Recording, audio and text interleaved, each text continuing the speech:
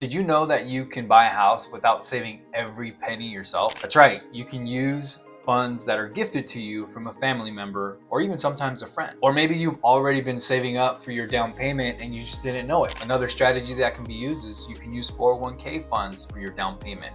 And there are some IRS tax breaks that you get if you're a first-time home buyer. But here's the catch.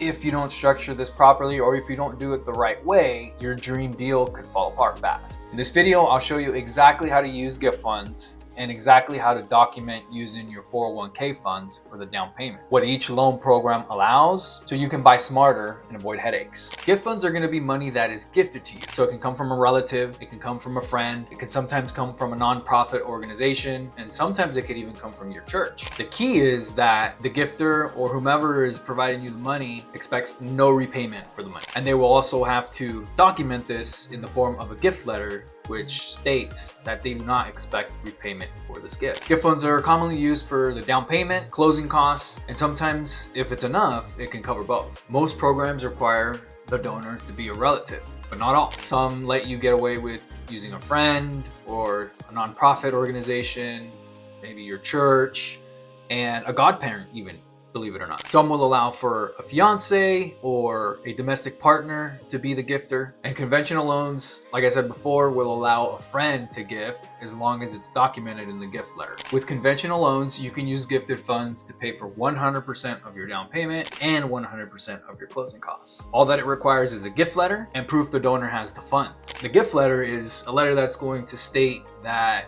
the donor, which could be your aunt, your uncle, or maybe the church, does not expect any repayment for this money, and they will have to document it and sign it and turn it in for underwriting to approve. Without this, you cannot use gift funds. FHA loans allow for gift funds from a relative or a friend with a documented relationship. With FHA loans, it's a little bit different than conventional. You're going to have to verify the transfer, and we're also going to have to prove that the funds were good in the account of the donor at least 2 months prior to them gifting you the funds. The funds can't show up there out of nowhere and then all of a sudden they can gift you funds. Must be properly documented and properly paper trailed. So that means is that the funds have to be good in that account for at least 2 months. So what you'll need are bank statements from your donor, which can be your aunt or uncle, your cousin, whoever it may be. And then you also need your bank statements to verify and show that the transfer made it into your account from them. VA loans also allow for relatives, a friend, if it's a documented relationship, very similar to conventional and FHA. The only difference with VA loans is that there sometimes is no down payment, so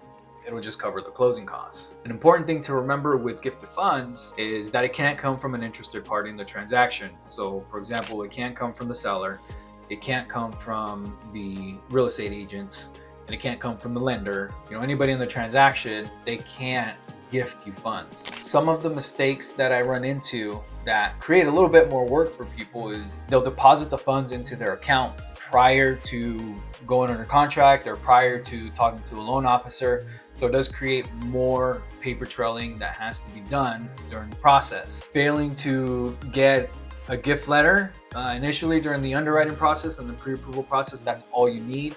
So you just need a gift letter from the gifter, and obviously we verify that they have the funds, but that gift letter is good enough for pre-approval. And another thing that I noticed some people and they're not ready for is the amount of documentation that can go with using gifted funds. That means gathering your bank statements, gathering the gifter's bank statements, the gift letter, all of these things.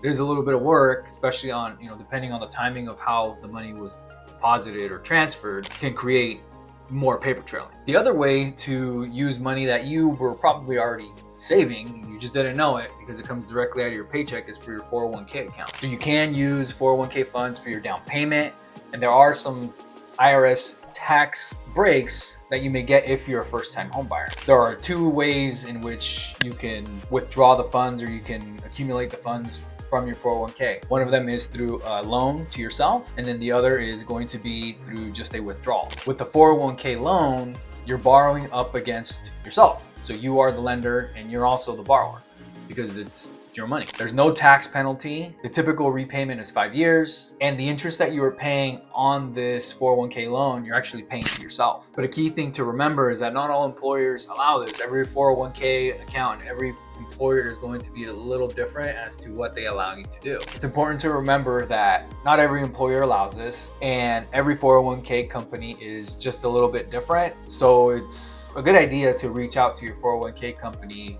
before you go under contract for a house, if you plan on using 401k funds. The second way is a 401k withdrawal. So that is just removing the funds from your account, but there are some limitations and some caveats with it. If you're under 59.5, there is typically a 10% penalty that gets assessed on the money that you're withdrawing. And that's because these accounts are specifically designed for retirement. You're not supposed to pull them out before you're legally able to retire, which is 59.5. And they can sometimes be subject to taxes, income taxes. So you should check your plan rules to see if your 401k company allows for you to withdraw, how much they allow for you to withdraw, and what the penalties are, and if you have to pay income taxes on the withdrawal. It's something to take note of. So conventional loans do allow for 401k funds to be used for the down payment and the closing costs. FHA loans are the same way. They are going to allow it for your down payment and closing costs. You just have to make sure that you document it, paper trail it the right way, and they do want to see the transfer going from your